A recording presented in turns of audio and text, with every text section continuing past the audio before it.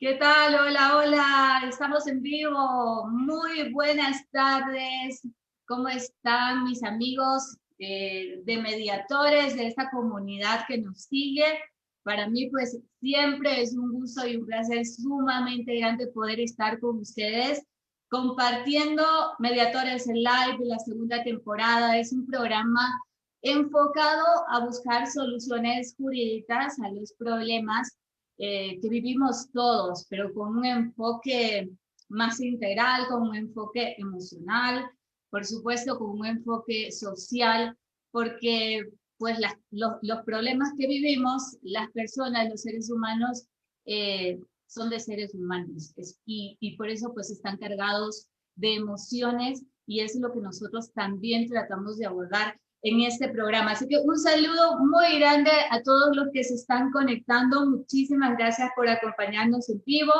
Ya tenemos 16 conectados. Bienvenidos. Vamos a tener un espacio y bienvenidas. Vamos a tener un espacio para hacer preguntas acerca de muchos temas pues, que involucran este proceso de los conflictos de pareja, el divorcio y por supuesto todo lo que viene acompañado a esta situación y vamos a tratar de explorar siempre las mejores soluciones posibles para que quienes estén atravesando por este proceso lo puedan llevar de la mejor manera.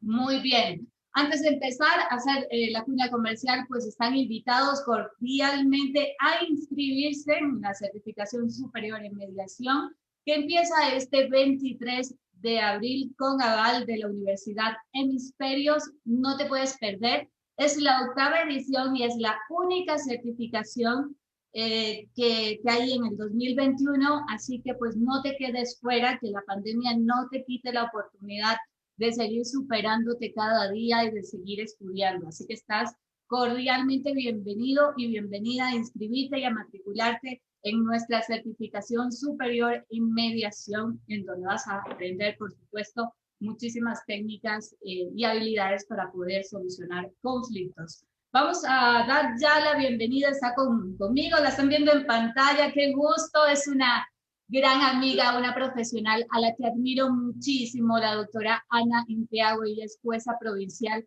de familia, es docente, es mediadora familiar, estudió también junto a nosotros en mediadores con el aval de la Universidad Hemisferios, y sobre todo es un ser humano que tiene este interés especial por la familia ecuatoriana, por los niños, las niñas, por los adolescentes. Y siempre está mirando de una forma integral este problema. ¿Quién mejor que ella para ayudarnos a resolver tantas dudas? ¿Quién mejor que alguien que resuelve muchísimos conflictos diarios, ha resuelto muchísimos conflictos de familia a lo largo de su trayectoria y seguro pues tiene mucha sabiduría, que yo creo que es lo más importante y lo que más necesitamos las personas que queremos un buen consejo, una opinión objetiva, una opinión experta. Así que desde ya los invito y las invito a que puedan escuchar, estén abiertos a poder escuchar, porque no es el consejo de la amiga o el amigo que pasó por esta situación, sino es el consejo de una gran profesional y de una experta en el tema del derecho de familia. Así que aprovechenla con las preguntas que ustedes tengan en vivo. Muy bien, vamos entonces a iniciar el programa. Muchísimas gracias a las personas que están con nosotros. Ya tenemos 40 conectados. Muchísimas gracias por acompañarnos. Gracias por seguir Mediadores Live. Gracias a Fundación Mediadores también, que hace posible este programa, contribuyendo pues a sus fines, que es promover e implementar la cultura de paz. Muy bien, vamos a hablar del tema de hoy. El tema de hoy yo sé que pues causa mucha inquietud y nos alegra bastante porque creo que tenemos la preparación necesaria para darles buenas opiniones. Así que muchas gracias por estar viendo este programa. Compartan con sus amigos, compartan con las personas importantes de su vida. Si no lo pueden ver ahora, más adelante, pero es muy importante que este mensaje llegue. Vamos a hablar del divorcio, de los conflictos de pareja. Todos sabemos, pues, que estos conflictos se han incrementado precisamente durante la pandemia, ¿verdad? Estos conflictos pues han detonado las separaciones, los divorcios, también pues han hecho que unas parejas se unan más, ¿no? Entonces, como dos caras. Pero ya hablando del divorcio, vamos a ver que el divorcio tiene varios aspectos y que es muy importante que nosotros los podamos tener en cuenta porque muchas veces no tenemos la información necesaria sobre lo que se implica sobre lo que implica un proceso de divorcio. Yo creo que lo primero que debemos saber es que un divorcio es un proceso y al ser un proceso va a tener varias etapas. Adicionalmente, tiene como varios aspectos que es importante que ustedes sepan que tienen que abordar necesariamente. Por supuesto que tiene una connotación legal, el divorcio legal, y en donde pues tienes que resolver cuestiones pues legales de la patria potestad, la tenencia, las visitas, los alimentos, pero también tiene un aspecto conyugal, afectivo, y social, que tiene que ver con las relaciones de pareja y con las relaciones afectivas también entre los padres y los hijos y con las relaciones de las familias ampliadas. Y por supuesto que también tiene una implicación social porque te va necesariamente a llevar o a hacer nuevos amigos o a perder amigos y socialmente pues se va a hablar también de esto y es un aspecto que a veces afecta mucho, sobre todo pues cuando hay emociones negativas como la culpa o la vergüenza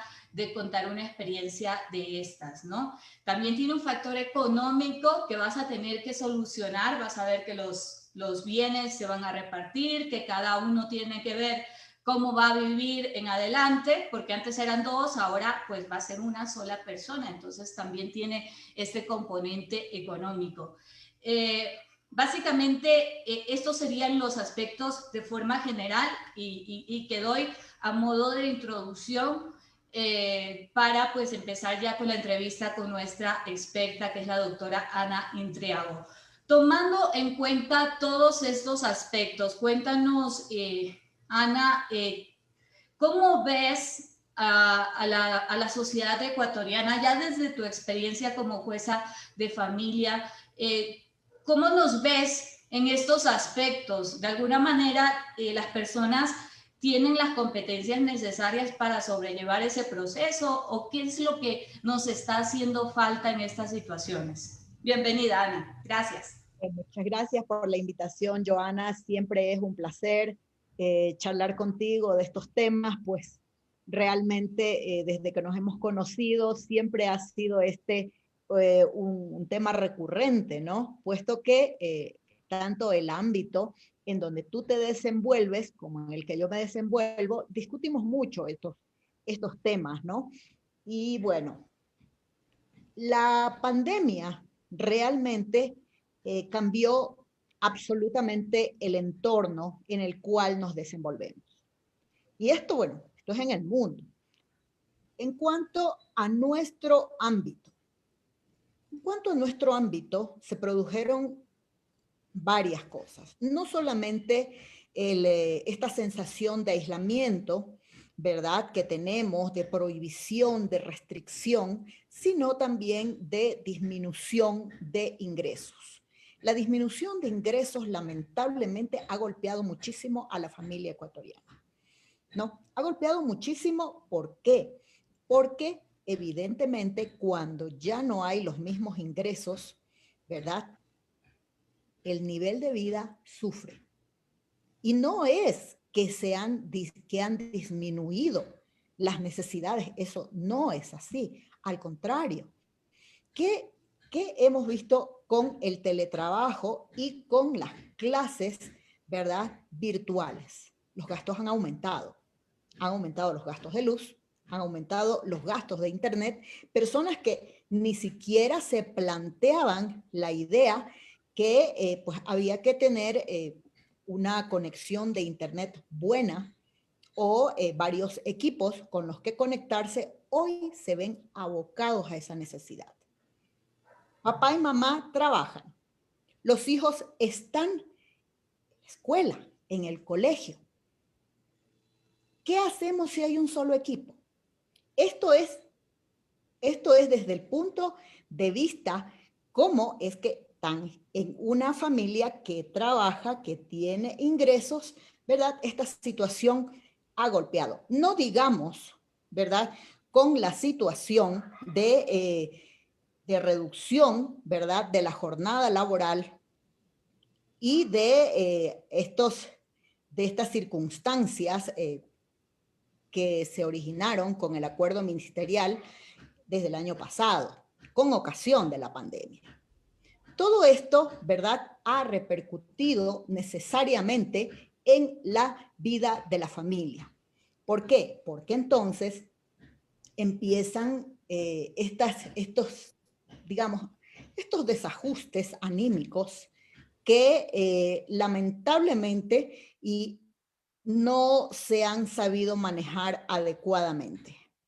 Hemos tenido casos como que un niño vino a pasar las vacaciones de la costa con su papá en marzo. Y resulta, pues, que el 16 ocurrió lo que todos conocemos. Bueno, pues ese niño en diciembre seguía con el papá. La mamá decía, bueno, por favor, devuélvanme a mi hijo.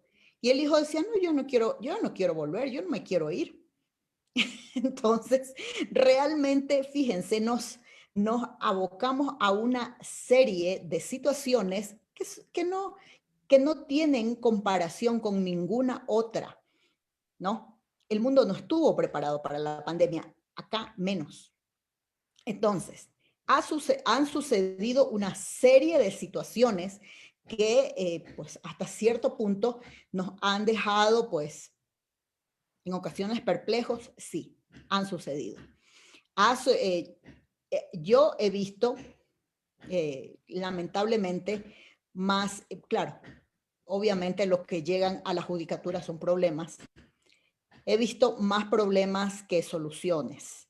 La pandemia también ha afectado gravemente en el estado anímico, y eso debo decirlo. Se percibe mucha angustia en los niños, ¿no? Mucha angustia en sus madres, en sus padres. Hay menos, yo he percibido, hay menos tolerancia. Sí, me llama mucho la atención lo que dicen, sobre todo esta última parte. A veces la angustia, esa sensación de incertidumbre, de no saber qué hacer, y esa emoción que de pronto se transforma o se representa a través de la ira o la venganza o el resentimiento. ¿Cómo ves a las personas que están abordando esta etapa de separación? Bueno, de hecho, este es un tema que ciertamente no solamente ocurre en este país. He escuchado y he leído, ¿no?, que con la pandemia han aumentado los problemas emocionales, se han agudizado los trastornos psicosomáticos, ¿no? Entonces, digamos que paralela a la pandemia, ¿verdad? Que tiene que ver con un virus, tenemos también esta otra ola de problemas emocionales. Y lamentablemente los seres humanos reaccionamos de distintas formas ante ello. No todos podemos hacer conciencia que efectivamente estamos afrontando ese tipo de problemas y no todos estamos en situación de buscar ayuda. Entonces, ¿qué sucede cuando estas cosas trascienden ya a las relaciones de familia? ¿Qué encontramos? ¿En dónde se reflejan? Se reflejan, por ejemplo, el juez de primera instancia o incluso muchas veces en corte pues manda a realizar un estudio del equipo técnico, un informe del equipo técnico. Muchas veces los informes del equipo técnico dan cuenta del estado de angustia que tiene el niño. ¿no? Y que se ve además, y de la actitud a veces, digamos, rígida de sus padres. Entonces, esto es algo que en los últimos tiempos, debo decir que se ha agudizado. Y lo he percibido no solamente en los informes del equipo técnico, también me doy cuenta de la diferencia en el momento de la conciliación. ¿Por qué? El momento de la conciliación en intraaudiencia, ¿verdad? Es un momento que no se graba. Por lo menos en segunda instancia no se lo hace. En primera instancia he visto que algunos jueces lo graban, pues, bueno, realmente me imagino que deberán hacerlo, pues, con la idea de que se constate que han agotado la fase. Realmente no sabría decirte por qué, pero nosotros en segunda instancia no lo hacemos. Se para la grabación. Y lo que puedo decirte es que uno nota que las personas tienen esta especie eh, como de, cómo te lo es como una especie como de angustia, como de desesperación o desesperanza que se advierte en las personas, como ya no están tan predispuestas a conciliar. Ya, como alguna vez hablábamos contigo, ¿verdad? En mediación, ya el asunto pues de la posición es absoluta, o sea, eso por lo menos es lo que he observado, no solamente del estudio del equipo técnico, no, lo he Perfecto. percibido en el momento de conciliación. Yo quisiera aportar un poco también lo que ha dicho la doctora Ana Encriago, explicando un poco desde el punto de vista científico las etapas del divorcio, cómo es que ocurren estas rupturas y qué etapas atraviesan las personas con la finalidad de que aprendan a intervenir en cada una de ellas. Es importante saber las emociones que son hasta cierto punto normales que se van a presentar para que pues seas consciente de lo que estás viviendo y precisamente no lleguemos a ese punto de desesperación, angustia, ganar o morir. El divorcio tiene algunas etapas. Hay un predivorcio, ¿no? Que es donde pues aumentan los conflictos. En esta etapa del predivorcio, pues la pareja todavía está junta, pero siempre estás como en la duda, que no sabes si divorciarse o no, tienes mucha desilusión, no sientes que ha pasado, el amor se ha terminado, pueden haber traiciones, no sabes si perdonar o no, etcétera. Pueden pasar muchas, sobre todo incertidumbre de que no sabes qué vas a hacer, ¿no? Por supuesto que también hay una especie de ansiedad, ¿no? Hay temor, hay mucho miedo porque no sabes qué hacer. Y esa sería pues la etapa del predivorcio. Luego de que pasas esta etapa, pues vas a entrar a otra que es como tal el divorcio legal, es decir, ya has asumido la decisión pues de divorciar. Entonces ahí pues buscan los abogados, etcétera. Ahí tienes que enfrentarte precisamente a los problemas ya reales que te presenta la separación. Cuando uno se casa, pues es todo muy bonito, pero cuando se divorcia tienes que separar muchas cosas.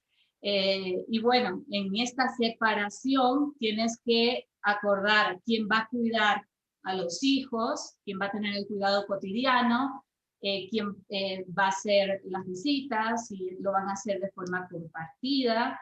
También tienes que llegar a un acuerdo sobre los bienes, cómo se reparten los bienes, los amigos, hay una división de amigos. También vas a tener pues el llamado divorcio económico, ¿no? Se van a dividir no solo los bienes, sino también las obligaciones en cuanto respecta a los hijos, ¿no? Y bueno, esta etapa evidentemente aquí ya no hay confusión. En el predivorcio digamos que hay mucha tristeza, Pero ya en esta etapa del divorcio legal, por supuesto, que va a haber sentimientos de venganza, que va a haber ira, que vas a querer ganar, que va a ser un punto muy álgido del conflicto. Y luego, pues, cuando ya pases esta etapa del divorcio, pues viene una etapa del divorcio coparental, ¿no? Porque obviamente los hijos ya no van a vivir de la misma manera como lo hacían antes eh, con sus progenitores, sino que van a estar pues con uno y con otro. Y aquí pues va a haber también un periodo de bastante incertidumbre e inestabilidad. Se va a buscar el apoyo de los amigos, de la familia, porque no sabes un poco cómo afrontar o cómo reestructurar funcionalmente esta nueva forma de familia. Por otra parte, las personas también tienen que aprender a hacer nuevas amistades y aprender pues a seguir adelante con sus vidas.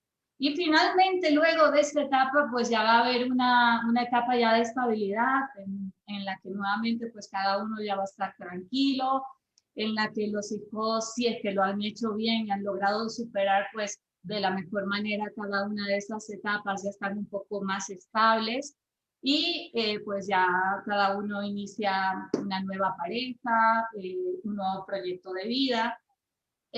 Sin embargo, pues yo creo, no sé, te lo consulto a ti, para mí la parte más delicada de este proceso que te he resumido de alguna forma emocionalmente está en la parte legal.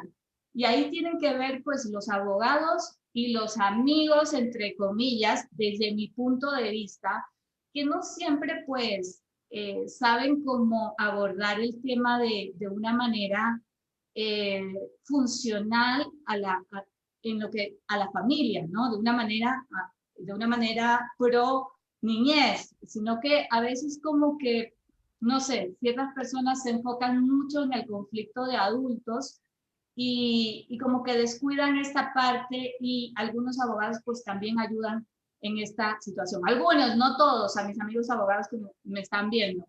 Eh, ¿Qué opinas tú de esta etapa? Yo veo como esta etapa para mí fundamental el saberla llevar de manera adecuada. Sí, efectivamente. Fíjate que el problema es que cuando abordamos un divorcio, ¿verdad? El divorcio es un proceso de naturaleza compleja. ¿Por qué puede ser de naturaleza compleja? A ver, cuando un hombre y una mujer, pues, se casan, ¿verdad? Digamos, firman un contrato sui generis, como aprendimos en la universidad, ¿no? Y pues cuando deciden divorciarse, puede ser que este hombre y esta mujer no hayan tenido hijos, no hayan tenido bienes y simplemente estamos hablando de la disolución del vínculo. O bien que hayan, pues, digamos, hayan realizado capitulaciones matrimoniales o que hayan disuelto anticipadamente su sociedad conyugal, la hayan liquidado. Entonces simplemente tenemos la disolución del vínculo, digamos, es un asunto pues que no representa mayor complejidad. ¿Cuándo es que, como te digo, se vuelve de conocimiento complejo? Cuando tenemos el asunto referido a la situación de los hijos. Recuerda tú que el legislador, ¿verdad?, ordena al juez que para dictar la sentencia de divorcio tiene que tener resuelta la situación de los hijos. Entonces, por eso es que te digo que se vuelve de un tratamiento complejo. ¿Por qué? Porque estamos hablando allí, ¿no? Que no solamente estamos tratando de la disolución de un vínculo, de la disolución de ese contrato sui generis. No, estamos hablando también de una relación, ¿no? De los cónyuges con los hijos, hacer cargo de los hijos. ¿Cómo va a ser el régimen de visitas? ¿Verdad? ¿Cuánto vamos a pasar por alimentos? En ocasiones se han comprado una casa, estamos pagando una hipoteca, Y dice, bueno, y entonces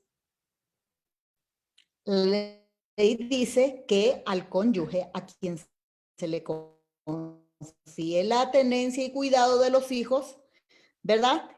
Él va a tener derecho con sus hijos de ese bien inmueble. Y por lo tanto, no lo vamos a poder liquidar, no lo vamos a poder partir. Entonces, entramos a una serie, ¿verdad?, de conflictos en los cuales se mezcla, como bien tú has dicho, ¿verdad?, estos asuntos emocionales no resueltos de la pareja, ¿no? Además, con uno de los sentimientos más grandes que el ser humano tiene. Y eso no lo digo yo, eso lo descubrieron hace muchísimos años quienes hacen publicidad y marketing.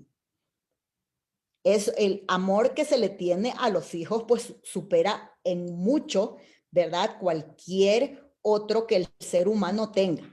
Y la motivación por sus hijos, pues es muy grande. Bueno, efectivamente, con respecto a los abogados y en su defensa, debo decir que muchos de los colegas, mejor que pueden con lo que tienen, muchas veces he visto que se enfrentan a un cliente pues, que no cede y que esté en sus 13. Y eso también lo he visto en mediación, que el abogado le dice, por favor, pido unos minutos para conversar con mi cliente, ¿no? Antes, ¿no? Salían, cuando teníamos las audiencias presenciales, salían de la sala de audiencias y conversaban. Ahora simplemente apagan cámara y audio, ¿no? Y a veces se logra, dice, sí, yo ya hablé con él y bueno, quedamos en esto. O con ella, ¿no? O a veces dicen, el abogado hace como que, sabe que no hay cómo. Hay que seguir litigando. Sí es verdad, en defensa de los colegas, yo debo advertir que con ocasión de la pandemia, muchos de ellos han advertido, ¿no? Los que no lo habían advertido, ¿no?, que el asunto de familia hay que tratarlo con pinzas, que el asunto de familia ciertamente no es cuestión de dividirse un pastel, que en el asunto de familia tenemos mucho más que bienes, mucho más que un contrato que disolver. Y esto es lo que lo hace complejo. Me encanta lo que has dicho, Ana, que en familia no es cuestión de dividirse un pastel. Yo creo que es una frase que nos llega mucho porque pues va mucho más allá. Yo creo que, y ese más allá es de construir, es de reconstruir más que dividir eh, este, eh, toda la familia, los amigos, los bienes. Es reconstruir una nueva experiencia de familia. Y yo creo que hacia allá es el objetivo donde, a pesar del dolor que implica pues la crisis de separación, debemos pues mirar y debemos apuntar. Vamos a la etapa de preguntas. Sé que hay muchas personas que quieren, que tienen muchas inquietudes respecto al tema, y uno de ellos es si podíamos explicar un poco la diferencia entre la patria potestad, la tenencia, obviamente puedes explicar las visitas. Y si es que se puede renunciar a la patria potestad en mediación, es una de las preguntas que nos está diciendo Paulina. A ver, patria potestad es el conjunto de deberes y derechos entre padres e hijos, ¿verdad? Estamos hablando de un derecho, ¿cierto? Si nosotros nos vamos al Código de la Niñez y de la Adolescencia, ¿verdad? Perdón, este es mi librito, ciertamente un poco viejito, pero todavía útil, ¿verdad? Si nosotros nos vamos a las reglas. Historia, por supuesto. No, está súper rayado, pero bueno, considero que siempre que es lo mejor, ¿verdad? Si nosotros nos vamos al artículo, ¿verdad?, 106, incluso nosotros nos podemos dar cuenta que existen unas reglas para confiar el cuidado a los hijos, ¿cierto? Y bueno, ha sido ciertamente un artículo que nos ha llevado, pues, 106. el famoso 106, que tanta roncha. Hay mucho debate, lo han querido reformar y todo esto. A ver, cuéntame. Nos damos cuenta, ¿verdad?, que este ejercicio de derechos lo ostentan ambos progenitores. ¿Hay razones para la suspensión, para la extinción? Sí, de acuerdo. Muy bien, pero en principio, ¿verdad?, lo ostentan ambos progenitores. Y tanto es así, por ejemplo, un hijo menor de edad va a necesitar la autorización, ¿no?, de salida de sus padres, de uno de sus padres, si es que viaja con el otro progenitor. ¿Cuándo es que no la necesita? Bueno, cuando sale con sus papás. Con ambos progenitores, allí ya no, ¿no? Ahora, la tenencia, en cambio, es el cuidado del hijo, el cuidado directo sobre el hijo o hija que se confía a uno de los progenitores en caso que estos no vivan juntos. Y ahí ¿no? viene Por la ejemplo, polémica, ¿cuál es el progenitor a la que la ley refiere? Bueno, ok. A ver, el juez es garante de los derechos del niño, del interés superior. Ese es su guía, ese es su norte, ese es el concepto que debe iluminar la administración de justicia en niños, niñas y adolescentes. Por lo tanto, el principal concepto es el del progenitor más apto. Ciertamente, ¿no? Nosotros que al 106 pues se le ha dicho cómo es que tiene una preasignación. El juez siempre verá por el progenitor más apto. Para ello se cuenta con criterio técnico. ¿Cuál es el criterio técnico? El del equipo técnico que es, pues digamos, el brazo auxiliar de la judicatura. Ellos orientan con su conocimiento experto la decisión del juez. Y por supuesto, cuenta muchísimo la opinión del niño, niña o adolescente. Y todos sabemos muy bien que la opinión del adolescente es vinculante para el juez, por supuesto, en tanto y en cuanto no se advierta que sea perjudicial, ¿no? Perfecto. Entonces, probablemente esa regla de que la tenencia le corresponde en primer lugar a la madre no es una regla obligatoria, pues siempre hay un interés y un derecho superior que es el de los niños, niñas y adolescentes, y ese derecho pues prevalece sobre los de las demás personas. Y por supuesto, pues se aplica lo que nos comenta Sana, de que siempre se va a buscar qué es lo mejor para el niño y la niña, ¿verdad? Así es, la protección a los niños, niñas o adolescentes nace desde la Constitución y de los tratados internacionales, ¿verdad? La Convención sobre los Derechos del Niño y la Observación 14 realmente es una guía para todos los jueces. Fíjense, realmente es verdad que incluso, pues, y esto ya sería, pues, ahondar mucho en el tema, ¿no? De la preasignación del cuidado.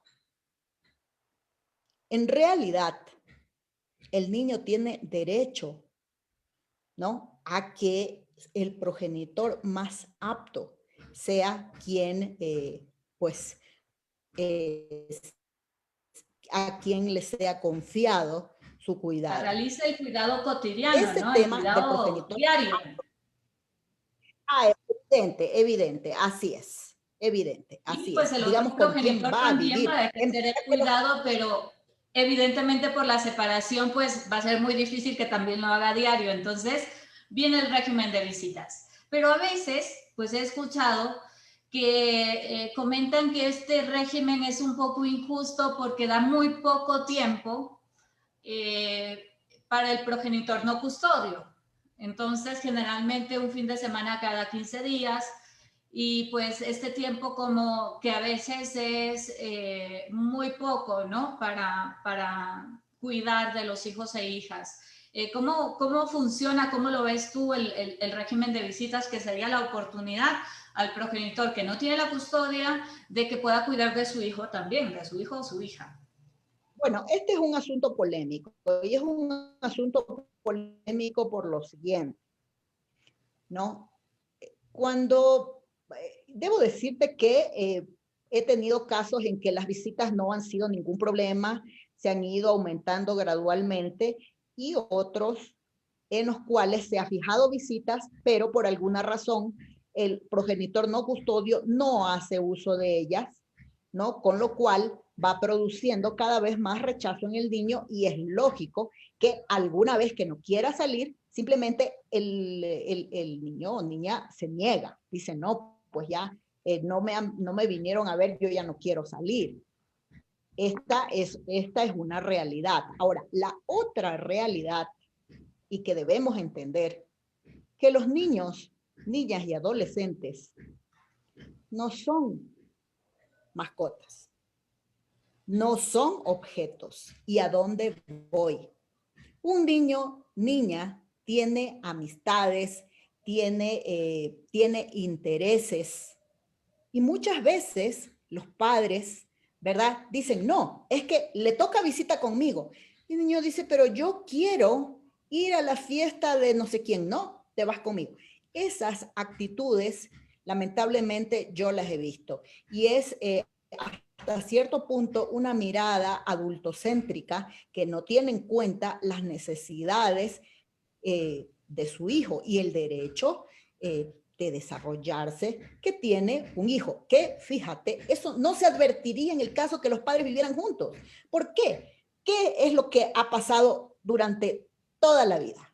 Que los niños, y más los adolescentes, siempre han tenido compromisos los fines de semana.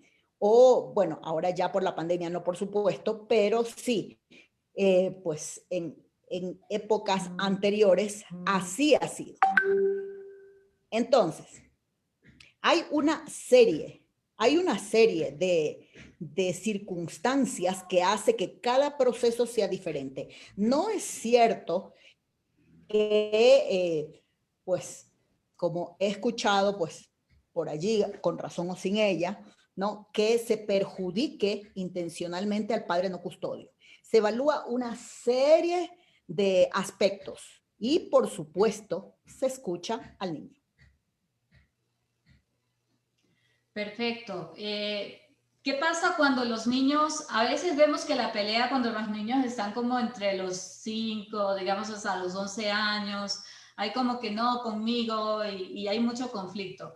Pero ¿qué pasa con los jóvenes ya cuando tienen 13, 14 años y probablemente el progenitor dice no lo aguanto más, ahora quédatelo vos y la opinión de él también, porque se puede dar una situación también de de algún tipo de manipulación en quién me da más libertad, quién me da más permisos, cómo se maneja el cuidado ya en la preadolescencia y en la adolescencia en padres separados.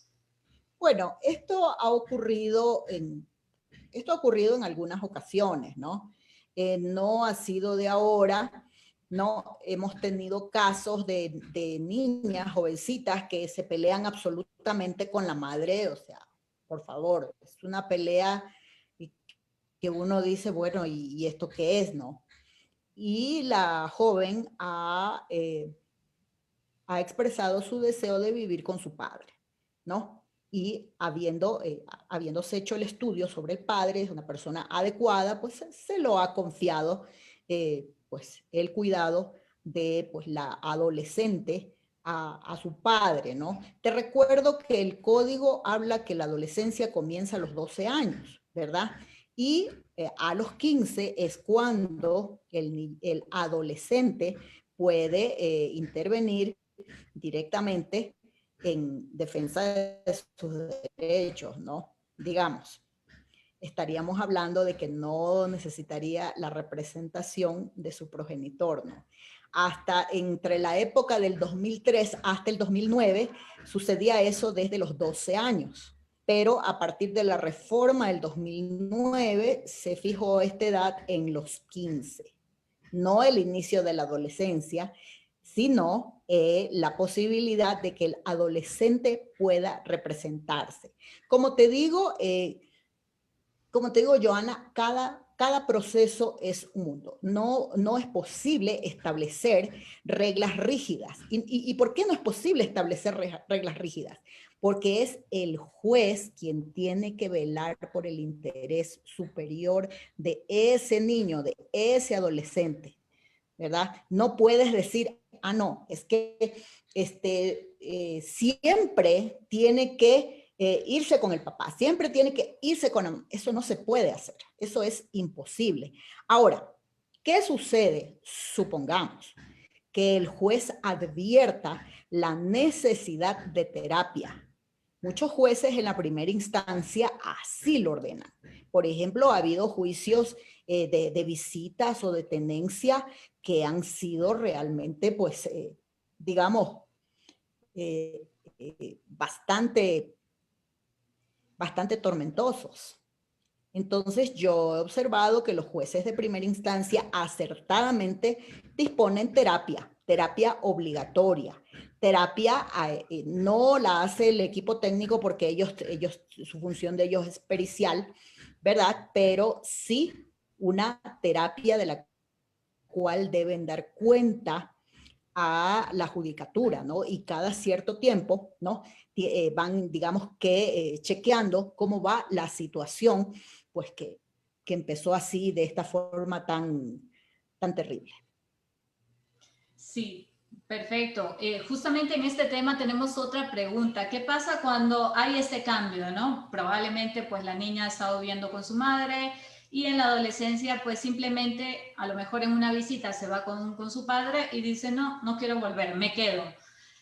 Tienen que necesariamente hacer el cambio de tenencia y esto por cuanto te preguntamos también si la tenencia influye directamente en la obligación de prestar alimentos, es decir, el progenitor no custodio tiene que necesariamente pagar la pensión y de alimentos y si se cambia la tenencia, pues en el mismo sentido. ¿Cómo manejan estas situaciones?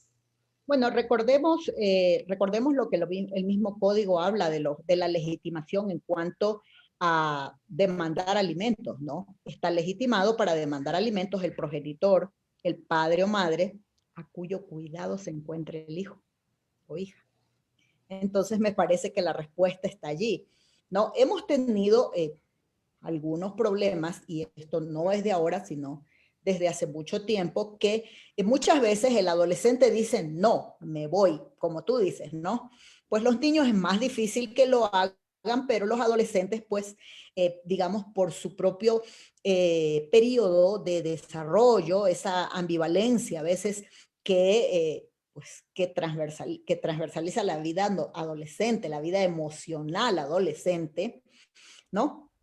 Hace que de pronto el adolescente decida por sí, ante sí, me voy donde mi papá o me voy donde mi mamá o lo que sea, ¿verdad? Y claro, el otro progenitor pues no le dice, mira, ¿sabes qué? Hasta que no arreglemos, yo no te puedo abrir la puerta, ¿no?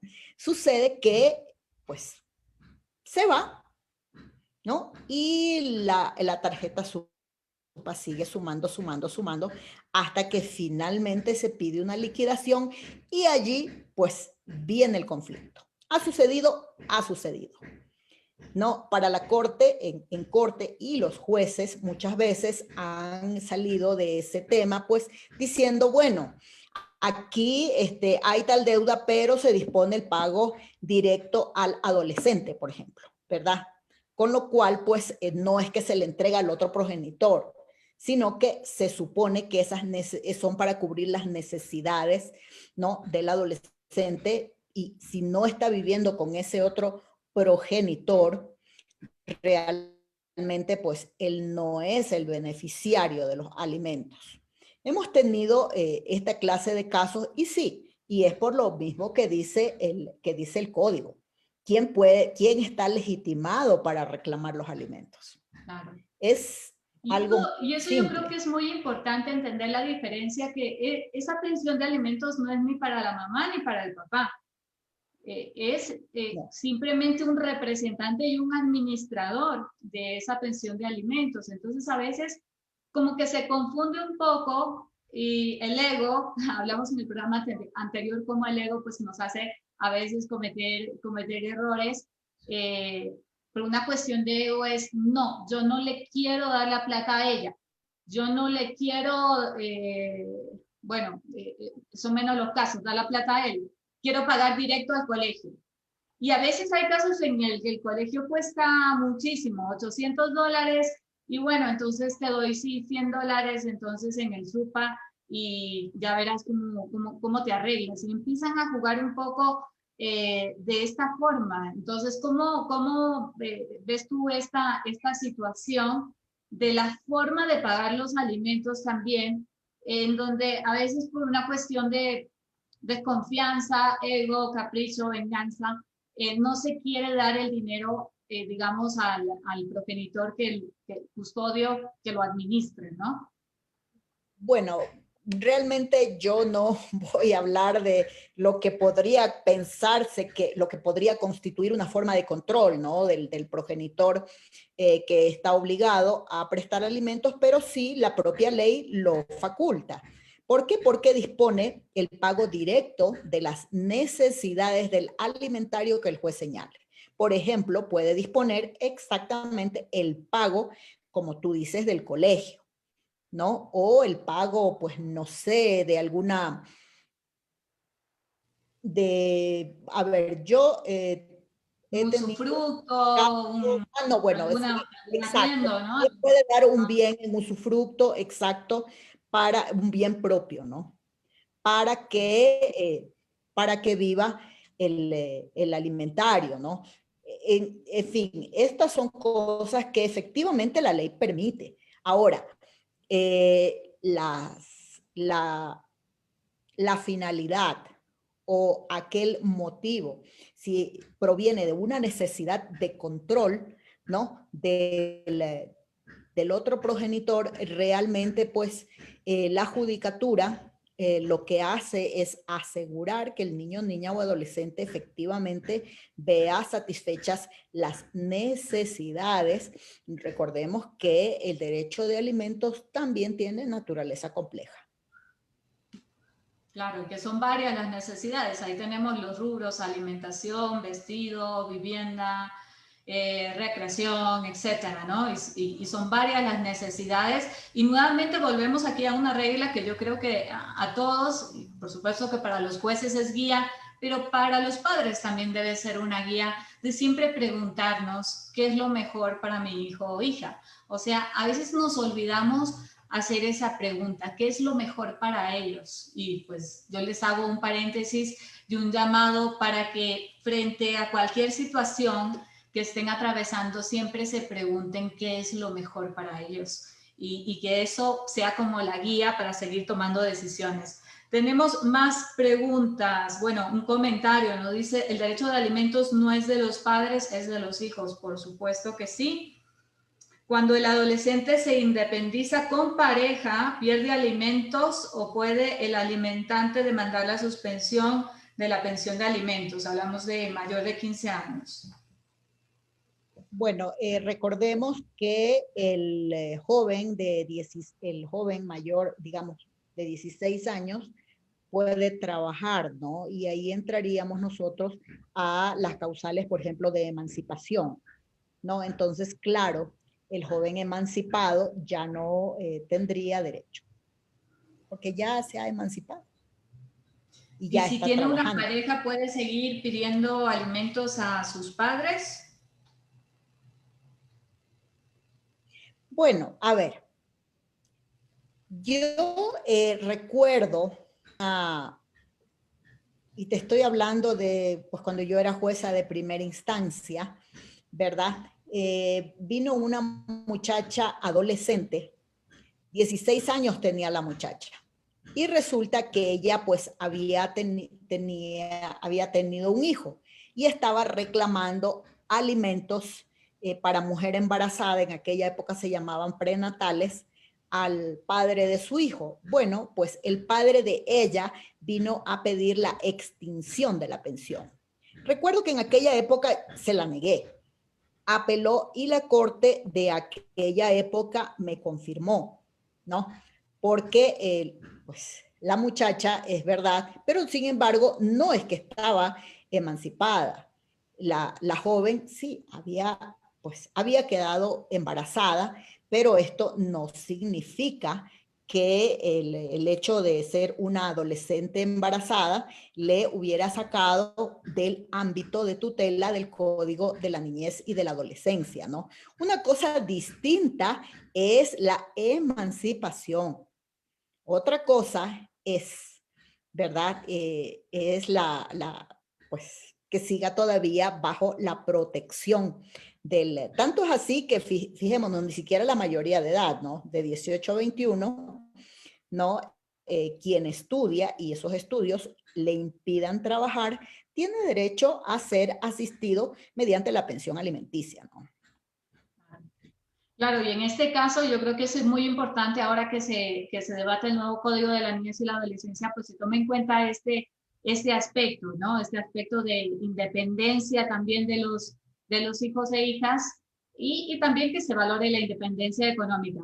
Para aportar un poco, no en todos los países se sigue esta regla. En España, por ejemplo, se debe alimentos a los hijos hasta que ellos tengan independencia económica y eso puede ser muchísimo tiempo. Así es. Entonces, puede ser que tenga 30 años y se le debe alimentos y que demuestra que no ha podido conseguir un empleo o que no tiene esa independencia económica. Nuestro país pues tiene otras reglas, Alemania tiene otras reglas referente a alimentos, pero bueno, es importante pues que también se pueda valorar qué pasa en estos casos, ¿no? En estos casos de independencia, de que a lo mejor ya tiene pareja, que ya tiene alguien que provee alimentos, pero pues es menor de edad o está estudiando, tiene menos de 21 años. Habría que ver. En todo caso, pues nuestra Joana, legislación pues siempre nos manda a hago proteger una el interés observación. de los adolescentes. Sí, Ana. Joana, te hago una observación además. El Código Civil no permite la unión de hecho ni el matrimonio entre menores de edad. Por lo tanto, no podríamos hablar de una relación de convivencia y menos de matrimonio. Legal, ¿no?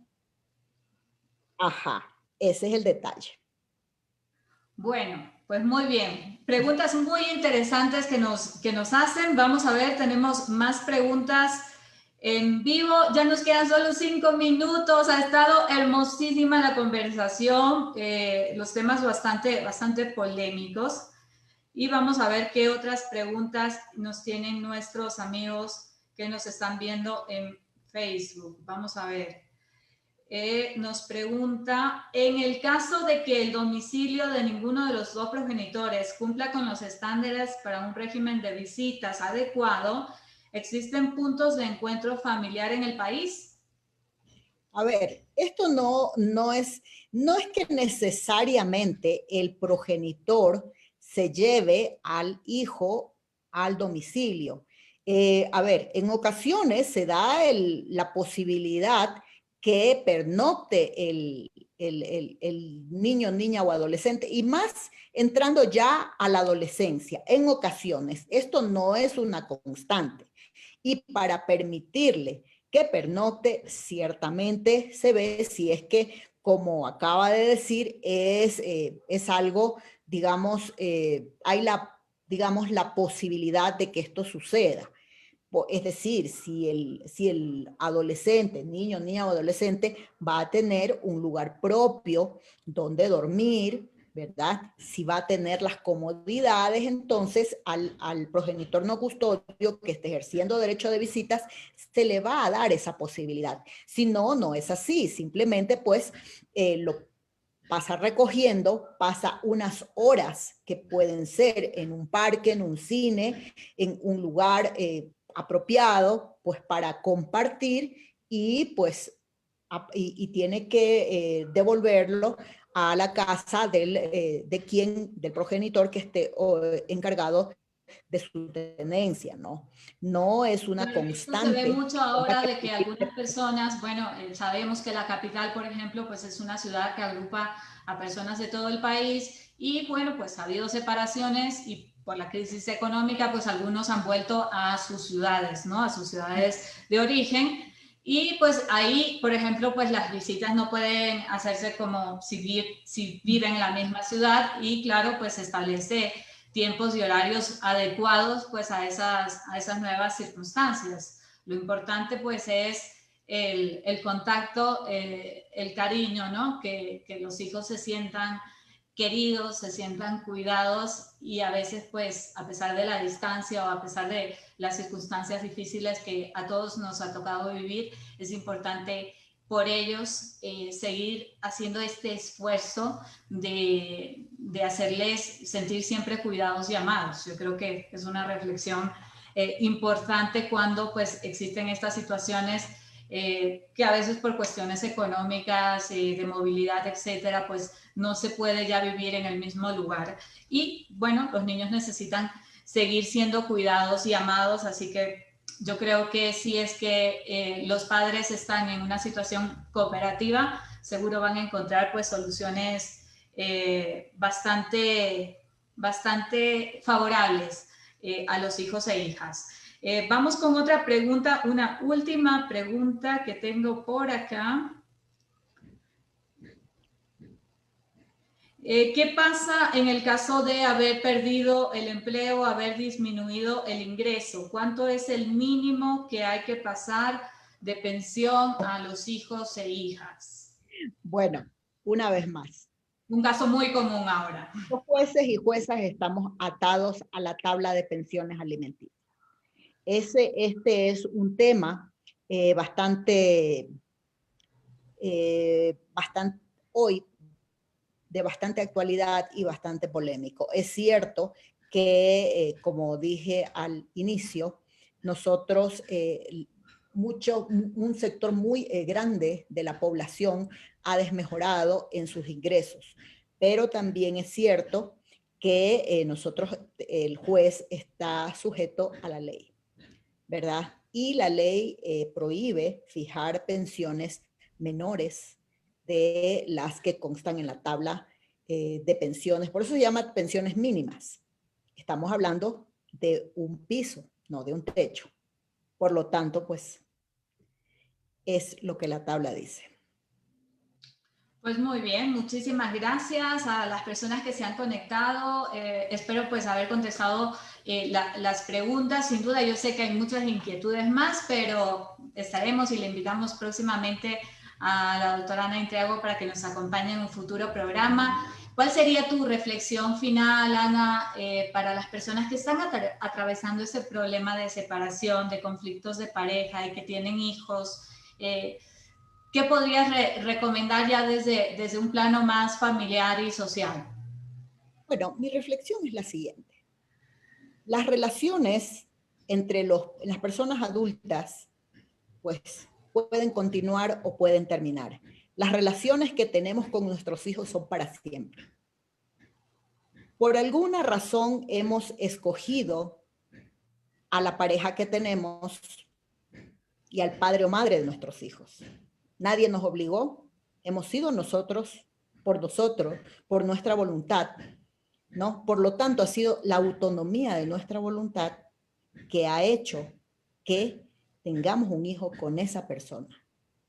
No lo olvidemos y sobre todo pensemos en que un hijo o hija tiene un padre y una madre. No les hablemos mal el uno del otro. Ellos se harán su propia opinión en su tiempo y en su lugar. Pensemos siempre en como tú acabas de decir, Joana, qué es lo mejor para mi hijo. La relación con esta persona terminó por las razones que hubieran sido. Terminó. Pero la relación con mis hijos continúa y es hasta el día que tengamos vida. Eso sí. Hermoso, muchísimas gracias por esas palabras. Yo quisiera también dar mi reflexión y algo que a veces, pues, cuando se da la oportunidad, yo les pregunto a los mediados en el proceso de mediación. Cuando tú eras niño o niña, ¿qué te hubiese gustado que tus padres hubiesen hecho por ti? Tanto como si tus padres estuvieron separándose o estuvieron atravesando cualquier situación. Ponte en la edad que tiene hoy tu hijo, 5 o 7 años.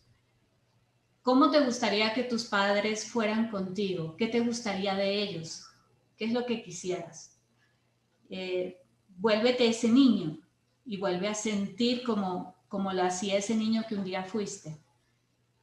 Y dale ese regalo hoy a tu hijo y a tu hija, de que viva una experiencia distinta, que viva una experiencia única. Y yo creo que acordarnos de cuando fuimos niños y de los sueños y de los anhelos y de nuestras necesidades nos va a hacer pisar un poquito en tierra, en esta situación, nos va a hacer bajar ese ego que se sube durante el conflicto, y esa pues sería mi reflexión final. Espero que te haya gustado el programa.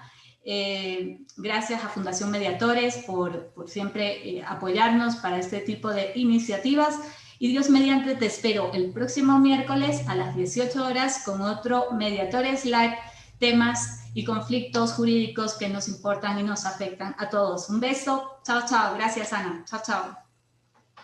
Gracias.